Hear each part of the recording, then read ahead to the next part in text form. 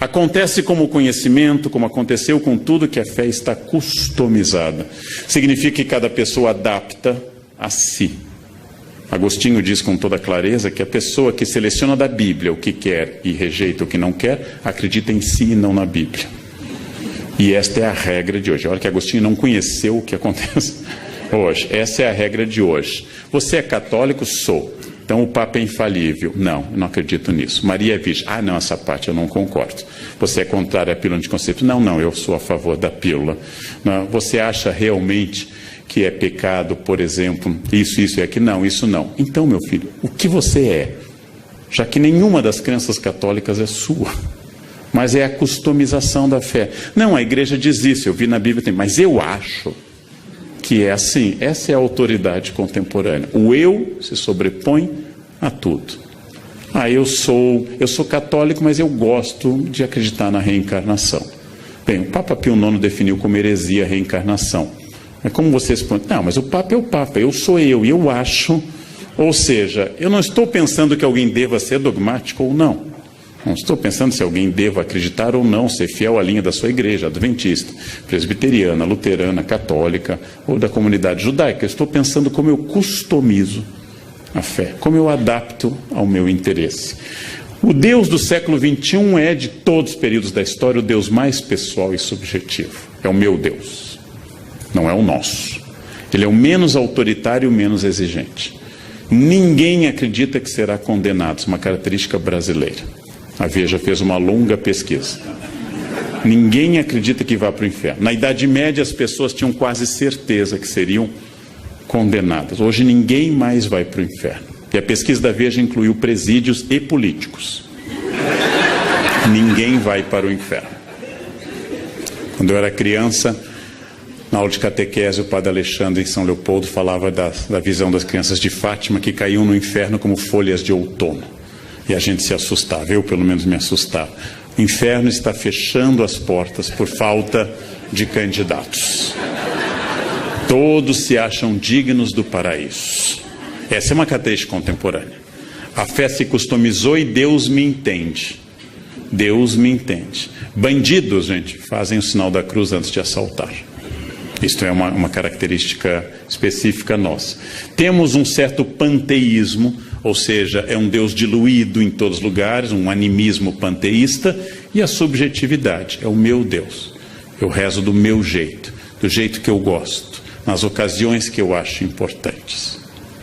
Eu irritei uma vez uma colega de avião, que eu pego muito, porque pela primeira vez na vida, o ano passado, 2 anos já, foi agosto, o avião arremeteu em Congonhas.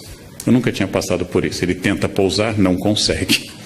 E vai de novo. E você testa a força do esfíncter anal. Não, você testa a sua consciência intestinal num grau alto. E ele vai fazendo aquele esforço sobre aquela área que a TAM tentou fazer o mesmo e não conseguiu. Você sobrevoa aquela área. Então, é aquele momento, eu, fiel a uma certa ideia ainda de ser gaúcho, fingi tranquilidade. Lendo o meu livro. A senhora do meu lado fazia sinais da cruz ferozes, né? De tudo que é tipo ortodoxo, com 3 dedos, meio satanistas de baixo para cima, fazia todos os sinais da cruz possíveis. E aí o avião estabiliza, você solta, verifica se está tudo bem, e ela me perguntou, o senhor não reza? Eu disse, olha, a senhora já rezou, a área mínima de proteção me inclui, né? Eu estou do lado dela. Deus não vai matá-lo, não? A ideia, ela me olhou com olhares terríveis. Eu gosto de dizer essas coisas, né? Num avião, ano passado, uma senhora deu aquela tremida e me disse, minha Nossa Senhora Aparecida. Eu disse, olha, padroeira da aviação é Nossa Senhora de Loreto. Não reze para a entidade errada, né? Você vai pedir Nossa Senhora Aparecida, não é o departamento dela, ela rejeita, o avião cai. Nossa Senhora de Loreto. Guardem a palavra. Nossa Senhora de Loreto. Bem, o panteísmo e a subjetividade vêm junto com infantilização. Esse tipo de mensagem de um Deus infantilizado, entre o cafona e a infância, entre o kitsch e a teologia, é hoje dominante. A ideia de Deus é um Deus infantilizado, não é à toa que a expressão Papai do Céu está em alta. Nada de Deus de sofrimento, nada do Deus da Sexta-feira Santa. A procissão do Senhor morto não é mais, a dor, a paixão segundo São Mateus, do luterano Bach, é vista pela beleza artística, não mais pelo conteúdo. É o Deus infantilizado, é o Deus meio cafona que vem sempre ao meu encontro de braços abertos. O Cristo juiz, o Cristo de Mateus 25, o Cristo condenador, o Cristo do fim do mundo está em crise. O Cristo salvador, a soteriologia, a salvação divina está em ascensão. As imagens dizem sempre: este carro pertence a Jesus, creio em Deus, até o Porta dos Fundos tem um videote que Jesus vem reclamar o carro. Já que você disse que esse carro é de Jesus, Jesus vem levá-lo embora. A adaptação da mensagem religiosa à mensagem de propaganda é outra característica notável deste mundo. A ideia de que eu devo manifestar publicamente, muito mais importante que eu manifeste na camiseta, no carro e no adesivo, do que eu viva qualquer preceito evangélico. Ou seja, aquele motorista que está escrito, esse carro pertence a Jesus, ou tem o peixe, um dos símbolos mais antigos do cristianismo, e hoje de pertencimento a uma igreja específica, também fura o sinal vermelho. E vai. Ou seja, esse carro pertence a Jesus, mas o motorista continua demoníaco, absolutamente demoníaco. A base disso é que a religião hoje tem que ter uma mensagem clara e pessoal. Faz sucesso o padre, o pastor, o pregador, o rabino, inclusive, que fale de cura e prosperidade. E não traga às pessoas a dimensão trágica da existência. A relação é individual, não rezo mais pelo país. Eu rezo sempre por mim e pela minha família. E, finalmente, ela é sempre positiva. Padre, pastor, rabino, mulá islâmico, que fale muito em compromissos, em obrigações e outras questões, perde público. Eu tenho que ser positivo. Essa é uma imagem de um pintor famoso e que faz esse Jesus pop. É uma imagem clássica do coração de Jesus, é um Jesus do século XVIII para o XIX, essa imagem, mas foi aqui adaptada a uma linguagem pop. Jesus com um coraçãozinho na cara. Não é ruim nem bom, o historiador não faz isso. Isto é apenas uma infantilização customizada da imagem de Jesus. Não é menos fiel, já que não temos nenhuma imagem de Jesus. Não é menos fiel à imagem original, mas é uma customização de um Buddy Christ, de um Cristo legal, que me entende sempre, que está sempre ao meu lado, que não estabelece obrigações. Nós temos hoje, como em tudo, inclusive na lei, uma religião dos meus direitos e nunca dos meus deveres. Isso vale para a Constituição brasileira, isso vale para a religião também. Ser cristão significa que Jesus me protege, óbvio. Mas também significa que há um conjunto de obrigações baseadas nesse compromisso. Isso está embaixo. Jesus amigo, Jesus protetor, Jesus Buddy Christ, Jesus legal, é hoje uma marca. Jesus é o meu melhor amigo. Jesus simpático, Jesus handsome, bonitão, estendendo a mão, é o meu melhor amigo. O Jesus da cruz está embaixo. No Congresso Brasileiro existe um crucifixo. Me entrevistaram uma vez, perguntaram o que eu acho. Eu disse, olha, só tem um problema, não sei como não deu processo, mas eu disse. Jesus foi crucificado entre 2 ladrões. E no Congresso tem 513 deputados. É demais. Eu acho que nem Jesus merece essa carga, né? 2 ladrões ainda conseguiu converter um. 513 deputados, gente. Eu pediria a retirada do crucifixo por motivos religiosos e não de Estado laico. Pediria por respeito a Jesus. Respeito a Jesus. Outro traço da crença atual é que ela tem que ser o mais catártica, ou seja, a palavra catarse, palavra aristotélica, o mais cheio de energia, missa animada, seja ela carismática, seja ela um culto neopentecostal. Mesmo naquele protestantismo que é o limite entre o protestante histórico e o pentecostal, que é o batista, há um bom culto, é aquele culto animado. Erguei as mãos, dai glória a Deus, canta, anima. Eu, como estudo religiões, eu frequentei a missa do Padre Marcelo. Eu recomendo aos senhores, porque é um caso muito interessante, mas tem que ir logo, porque não dá para ir na terceira idade, você não tem energia, você não chega ao credo, porque senta, levanta, grita, rodopia, não dá.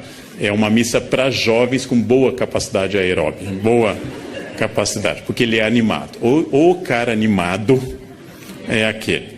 Então, a ideia de um rito catártico, que as pessoas vão na marcha com Jesus, que vão numa missa carismática ou vão num culto neopentecostal, é outra característica dessa crença. Ao lado de um fenômeno urbano típico da década de 70 em diante, que é o New Age. Teorias orientais, Yin, Yang, da teosofia, do taoísmo, que atinge a teosofia, ecologismo, Deus está nas árvores, nas cachoeiras, animismo, Deus está diluído na natureza, e assim por diante. Essas religiões da nova era entendem o sagrado como geral, que você deve sentir a grande metáfora que é a energia, palavra que me irrita em particular. Quando as pessoas, você sente nesse hotel essa energia? Claro que sinto, 5 estrelas, a cama é ótima, eu sinto uma energia fabulosa, né? Quando tem aquela toalhinha de esfoliação suave, que você passa no rosto e é uma lixa, eu sinto uma energia ruim. As pessoas fazem isso, meditam sem meditar, tiram poses porque é New Age. A influência da astrologia, do I Ching, da angelologia clássica, ou seja, da parte da teologia que estuda os anjos, do tarô, de símbolos de boa proteção, de incorporação de elementos de outras religiões, por exemplo. É o caso do Brasil, onde passamos nos últimos 30 anos a utilizar branco no Ano Novo, influência de cultos afro-brasileiros, e agora lingerie vermelha, se você quer amor, lingerie amarela, se você quer dinheiro. Imaginem alguém de cueca vermelha, o que atrai a isso? Um Exu, né? O que atrai uma pessoa de cueca vermelha? Cueca amarela. Imaginem a cena de cueca amarela. Salvo se alguém aqui está de cueca amarela, é exceção do que eu estou dizendo. A crença de que tudo isso faz parte de um processo geral, já que não é uma ordem nem cristã, nem especificamente católica, se vestir de branco no Ano Novo. É um conceito do sagrado, um conceito geral do sagrado que incorpora elementos de Kabbalah, incorpora elementos da tradição judaica da interpretação dos números, elementos de angelologia e assim por diante. Este conceito de sagrado tem uma metáfora que une tudo, a energia. Energia é uma metáfora que agora vem acompanhada de uma outra tipicamente contemporânea e que me irrita um pouco, que é física quântica. Quando as pessoas não têm a menor ideia de um fenômeno, elas dizem que é física quântica. Elas também não têm a menor ideia do que seja física quântica. Aliás, elas não têm do que é física newtoniana, que é mais fácil, quanto mais a quântica. Eu também não sei o que é física quântica. Fiz um curso na Casa do Saber de 4 aulas, mas continuo não sabendo. Porém, eu não uso essa metáfora. Quando não tem explicação, é física quântica. Bem, outra questão, a sincronicidade. Tudo ocorre em benefício, em meu benefício, que é um dos pensamentos mais antigos e tradicionais do mundo. Perdi o avião, foi melhor. Foi melhor assim. Tentei viajar, não consegui. Deus tem Parkinson, escreve certo por linhas tortas. Eu vou entender no final. No fundo, é um barateamento de uma das mensagens mais bonitas da Bíblia, que é o livro de Jó. Por que sofrem os bons?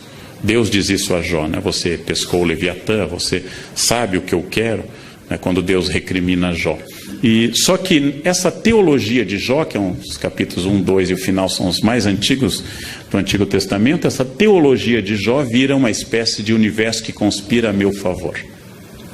Minha empregada me diz que leite com manga dá certo, dá morte. Então eu quis demonstrar a ela que isso é uma lenda e comi manga com leite. Não morri. Ela disse, não, mas o senhor é neto de alemão, não funciona. Então já tem uma variante. Só mata brasileiro luso, clássico, né? Aí ela me disse, não fala, professor, que acontece. Eu disse, esse teto vai cair, viu? Não caiu, então não acontece. Não. E ela, não, mas não é assim, tem que dizer com convicção. Não tem jeito. Não tem jeito, é quântico isso.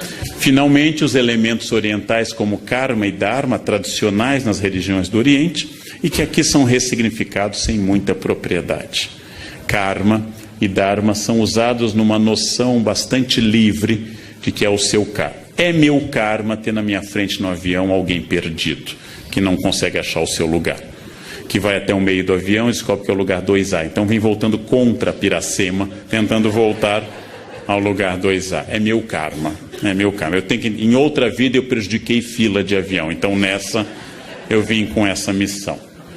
E acima de tudo, uma ideia até um pouco perversa é que doença é fruto do pessimismo e da amargura. Pessoas azedas têm câncer. Pessoas para baixo têm câncer. E aí eu lembro, Madre Paulina, padroeira no Brasil contra o câncer, era uma pessoa super para cima e morreu com câncer. Madre Teresa de Calcutá não era azeda e teve câncer, entre outros problemas. A ideia de que o otimismo cura tudo, você tem que ser para cima, você tem que ser animado, é uma ideia infantil. É uma ideia de crianças de fase pré-operatória. Se eu pensar, acontece. E o pensamento cria tudo. É um pouco idolátrico esse pensamento. É o clássico pecado de substituir o Criador pela criatura. Ou seja, a ideia que as partes práticas das religiões, como o islamismo, que eu estou dando um curso neste momento na Unicamp, diz com grande clareza, especialmente o islamismo sufi: confie em Allah e amarre seus camelos com firmeza. Essa é a parte prática. Inácio de Loyola dizia: reze como se os homens não existissem e trabalhe como se Deus não existisse. Essa é uma forma um pouco moderna e prática, mas isso aqui é um pouco infantil. O que você está fazendo? Eu estou pensando muito positivo. É um pouco problemático isso. Há uma nova consciência que mistura conceitos indígenas, culto à natureza, chás, maconha, ayahuascas, ervas e assim por diante. Essas pessoas fundem num sincretismo contemporâneo essa crença. Eu vou dar um exemplo que eu visitei e não conhecia ela. Quando eu fui a primeira vez, ela já tinha falecido. Mas a tia Neiva é uma ex-caminhoneira que fundou perto de Brasília o Vale do Novo Amanhecer, onde as pessoas se vestem com roupas egípcias, incas, católicas. E ela já faleceu, e aqui está a tia Neiva com seus mentores, que são entidades indianas e indígenas, e também católicas. E aqui estão as pessoas que eu fotografei no Vale do Novo Amanhecer, vestidas com roupas ora ciganas, ora que elas atribuem que seja da época de Jesus e assim por diante. Essa comunidade é gigantesca.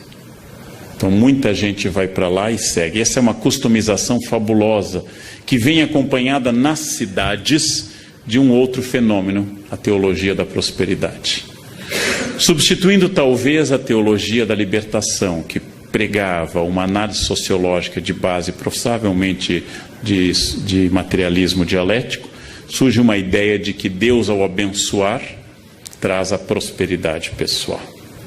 São os cultos que eu frequento bastante para fazer anotações, em que se diz, por exemplo, se eu conheci Jesus e eu saí do Serasa. Eu estava longe de Jesus e eu estava com a conta no vermelho.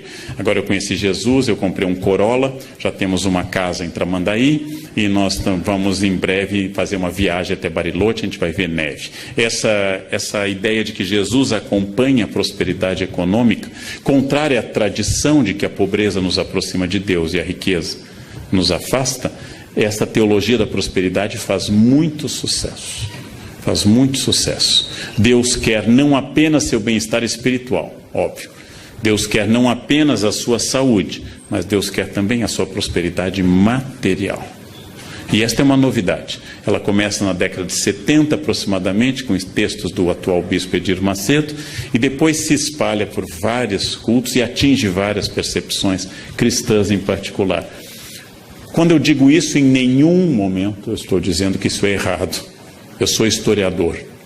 Bom, então eu estou pensando por que em determinado momento, ao invés de Deus estar ao lado dos pobres, Deus começa a valorizar a classe média em ascensão. Amando os pobres, mas mirando na classe média em ascensão. Todo discurso de fé contemporâneo inclui uma ideia clara, que é a ideia da exclusão da dor. A exclusão da dor. Eu acabei de fazer, faz um ano, um longo trabalho junto a um dos médiuns mais famosos do Brasil, que é João de Deus. E é uma das coisas mais fascinantes que eu fiz na minha vida. A cidade inteira se veste de branco. E vão lá com problemas e com doenças, e vem gente do exterior. E tem até um documentário, John of God. Não? E as pessoas fazem, e ele diz: mantenha a quimioterapia, mas confie na minha mediunidade. Bom, é fascinante isso. É fascinante, é uma expressão fascinante de um homem, é um fazendeiro, é um homem que tem fazendas, mas é quase analfabeto. É um homem tosco, mas com carisma extraordinário. É extraordinário, e as pessoas realmente acreditam, e elas sentem a energia do local. A fé atual é muito midiática. Me refiro aqui à extraordinária missa ocorrida em Copacabana, com a primeira viagem do Papa Francisco à América Latina. Houve uma surpresa geral. A missa deveria ter sido num outro lugar. No mês mais chuvoso no Rio de Janeiro, escolheram um lugar que tinha pântano. Foi uma escolha, não é fácil fazer esse tipo de escolha, tem que pensar muito. Tem que pensar muito. É pegar o mês de chuva em Porto Alegre e fazer na Ilha da Pintada um campo para fazer uma missa. Conseguiram. Aí transferiram para Copacabana. A missa atraiu muita gente. Francisco começava a revelar seu extraordinário carisma e sua simpatia. E este milagre, que é um Papa argentino simpático, é um milagre absoluto, absoluto. É a maior prova. São Malaquias diz que ele é o último Papa, né? São Malaquias profetiza todos os 168 Papas seguintes até o atual, Francisco, né? E os brasileiros vão para o juízo final com esse sorriso, né? A igreja sobreviveu a tudo, mas pegou um argentino, acabou, né? O fim do mundo acabou. Que bobagem, que bobagem. Mas essa fé midiática, esta fé de grandes eventos, Marcha com Jesus em São Paulo, grande evento evangélico, o Círio de Nazaré, o maior evento católico do Brasil em número de participantes, a Missa do Envio, que encerra essas Jornadas Mundiais de Juventude, que devem tanto a João Paulo II, a Bento XVI e também agora a Francisco, eles são movimentos muito impactantes. Eu diria que, ao contrário do século XIX, quando Nietzsche anunciou que Deus estava morto, quando os liberais anunciaram a morte iminente de Deus, que os liberais estão mortos e Deus vai bem. Deus vai bem. Essa é uma velha piada universitária. Deus está morto, assinado Nietzsche. Embaixo, Nietzsche está morto, assinado Deus. Ou seja, uma velha piada. Se há 50 anos, que era um período muito mais conservador, como eu acabei de falar para a revista Isto É, há 50 anos havia poucas emissoras religiosas de rádio e de televisão. Hoje eu tenho que ter cuidado, porque praticamente só tem emissoras religiosas. Logo, em plena modernidade líquida, Deus aparece como uma boia, uma segurança, uma referência permanente. E o futuro da religião hoje é mais brilhante do que a gente poderia dizer na década de 60. Na década de 60, o cardeal Vicente Scherer tinha acabado de inaugurar um grande seminário em Viamão, esperando uma explosão de vocações, e as vocações despencaram. Muita gente achava que a igreja fecharia por falta de candidatos. Isso mudou. Isso mudou. Ainda há carência de vocações, mas isso mudou. E as igrejas evangélicas se capilarizam com muita rapidez e também mudou este quadro. Há mais gente religiosa em 2015 do que havia em 1980. Há mais gente religiosa. Há um efeito enorme nas periferias do Brasil sobre a questão de drogas e de álcool, da presença religiosa. São pessoas que passaram a viver isso. Em prática, eu diria que, como todo mendigo até hoje, pede uma esmola pelo amor de Deus e agradece que Deus lhe abençoe, que os discursos religiosos continuam tendo muito sentido semântico e prático na nossa sociedade. Como nós enfrentamos, como disse que Thomas, problemas estruturais sociais, como nós continuamos com problemas estruturais, sociais, culturais e econômicos, o discurso religioso continua muito significativo dentro deste vazio. Dentro deste vazio contemporâneo que tem uma imensa dificuldade em estabelecer referências, nessa velocidade que eu fiz toda a primeira parte acelerada, as mensagens continuam com sentido. Dando um curso uma vez sobre tradução de hebraico na Unicamp, eu lembrei que, veja uma metáfora que perdeu totalmente sentido, que é belíssima, mas perdeu sentido. As metáforas agropastoris da Bíblia. O reino de Deus é semelhante ao grão de mostarda. Eu sou a videira, vós sois os ramos. O que significa para um ser humano urbano nascido no centro de Porto Alegre? Aquele que acha que uma galinha é uma Knorr viva, ou seja, que nunca teve contato com a natureza, que não tem ideia do que seja um grão de mostarda. Para ele, mostarda é um potinho que existe no supermercado. Eu poderia mudar, pegar o Salmo 23 ou 22 da Vulgata. O Senhor é meu pastor, nada me faltará. Dominus regit me, em latim, eu poderia mudar para o Senhor é meu provedor de banda larga, Ele nunca cairá. Isso faria as pessoas entenderem mais rapidamente. Mas um dos encantos da religião é o seu arcaísmo. É usar uma linguagem, e não é à toa que depois de relativamente reprimido, o latim volta à igreja. São autorizadas hoje dezenas de missas pelo Brasil, pelo rito tridentino, pela missa de São Pio V. Significa que os discursos e as práticas religiosos por causa do discurso, significa que hoje há mais fila para casamento numa igreja, como aqui, a São José, aqui, do que havia há 50 anos. Em 1968, as jovens queriam sair de casa e queriam levar uma vida hippie. Em 2015, elas têm o mesmo sonho da avó, um marido rico, bem-sucedido e casar de branco na igreja. Nós somos notavelmente mais conservadores do que há 50 anos. As pessoas fizeram a Revolução Francesa, mas querem morar em Versailles. Elas querem continuar morando em casa, com a liberdade da Revolução Francesa. O que acontece hoje, se você marcar numa igreja como Nossa Senhora do Brasil, em São Paulo, o seu casamento, que precisa de 3 anos de antecedência, se você perder o noivo, mantenha a data marcada. É mais fácil você vir a encontrar outro do que encontrar. Mantenha a data marcada, porque é fundamental se você quiser. O sonho hoje é coletivo. A avó, a mãe e a menina continuam sonhando com casamento de branco na igreja. Isso é notável. Isso é notável. Nós continuamos explicando mazelas sociais por tudo isso. Mas, se para encerrar é óbvio que nós temos pertencimentos líquidos, que, por exemplo, instituições tradicionais como a maçonaria perderam muitos membros nos últimos anos, que pertencimento a clubes e sociedades hoje é muito mais fraco.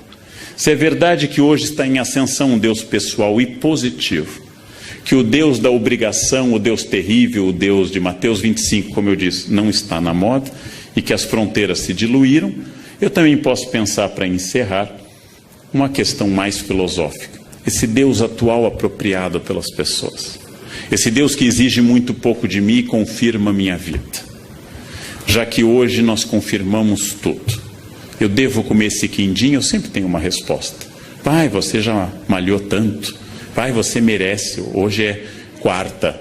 Tanto faz o dia, né? Hoje é quarta, né? Amanhã você corre mais na esteira. Eu sempre tenho uma justificativa. E as pessoas colaboram. Elas nunca dizem isso, não como não. Elas dizem... Ai, como você merece. Né? Se você não comer, vai fazer mais mal ainda se você não comer. Né? Ou seja, nós estamos num universo em que tudo que sou eu é explicável. É explicável. E eu preciso fazer dessa forma. A fé atual é uma forma de prisão imanente. Ou seja, naquilo que a gente considera de material, imanência, aqui e agora, hic et nunc. Aquilo que eu considero de imanente, atual, individualista. É difícil saber, apesar da imensa importância da religião hoje, institucional e pessoal, nos dois campos. É difícil saber se a fé média das pessoas é uma forma sofisticada de ateísmo religioso. Ou seja, que elas se aproximam de Deus para não colocar o delas na reta, mais do que para se entregarem a um plano. A fé exigente dos evangelistas, a fé exigente dos grandes santos, tenho que pregar, ai de mim se não o faço. A fé que tira alguém do seu conforto em Lisboa e o leva para a Itália, Santo Antônio, a fé que faz alguém dar seus bens, Francisco, a fé que muda a vida de um homem dissoluto, como Inácio, ou como Agostinho, a fé que faz uma jovem bonita e rica, como Clara, abandonar tudo e entrar numa vida. Esta fé é uma fé de entrega a um plano maior.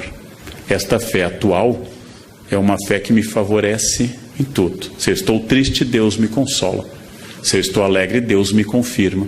Se eu tropecei, Deus me ampara. E se eu tenho metas, Deus me leva a elas. Similar ao tratamento que muita gente dá ao seu cachorro. Ele está sempre ao meu lado. Fica feliz quando eu volto. Claro, você dá a ração. Ele associa a sua chegada à comida. A felicidade dele é total. É alguém que lhe ama profundamente. Vem aquele velho teste. Coloque sua mulher no porta-malas do carro e no outro um cachorro. Deixe 3 horas e abra e veja a reação. Aí você vai saber quem lhe ama de verdade. O cachorro que você colocou vai ficar super feliz que você abriu o porta-malas. As mulheres raramente interpretam isso como felicidade. O que significa isso? É mais uma vez essa contradição que eu trabalhei ao longo da minha fala. É possível que nós estejamos num dos momentos mais religiosos da história humana. Haja vista a grande quantidade de manifestações, associações, instituições, congressos, etc. É possível. E é possível que uma parte desta nova religiosidade tenha a ver com a imersão de um homem líquido que dá muito pouca importância a algo que não lhe favoreça. E eu diria, não sendo religioso, que o maior desafio dos religiosos hoje é cristianizar os cristãos. Esse é o grande desafio. O desafio do século XV era cristianizar indígenas, no XIX eram os asiáticos, os africanos, idólatras, liberais, ateus. Hoje o desafio é cristianizar os cristãos e parar de dizer Senhor, Senhor, e começar a entender o desafio que significa uma opção de entrega. Então, este é o grande desafio. O campo é bom. Nós temos hoje um prestígio religioso maior do que nunca. A influência política das religiões em 2015 no Congresso é maior do que em 1950. Getúlio Vargas, ateu total, inaugurou o Cristo Redentor em 31. Abriu todos os congressos eucarísticos da era Vargas. Facilitou o Congresso Eucarístico de Porto Alegre, que já não era mais no governo dele. Ele já estava deposto. Ou seja, porque ele sabia, como Napoleão, que perguntado pelo Papa Pio VII, você pode governar sem Deus? Napoleão diz, sem Deus eu posso, sem os bispos não. Então, esse é o aspecto prático de um homem prático, como Napoleão ou como Getúlio, ateus como Potes. Agora, esta é a questão e o grande desafio contemporâneo. Esta é a grande questão. Quer dizer, como enfrentar um ambiente que formalmente é religioso e na prática é completamente egoísta, voltado para si e totalmente alheio a quaisquer desafios religiosos possíveis. Né? Como falar de Deus para quem tem Deus no carro, na casa, na camiseta, mas só não tem no coração e na atitude. Esse é um desafio, é o mesmo desafio de sempre. Como falar da lei para doutores da lei, para escribas e para fariseus, aqueles que pagam o dízimo sob o cominho e não entenderam o básico. Esse é o desafio contemporâneo do mundo líquido. Era o que eu tinha a dizer na hora que me reservaram. Muito obrigado pela atenção dos senhores. Obrigado.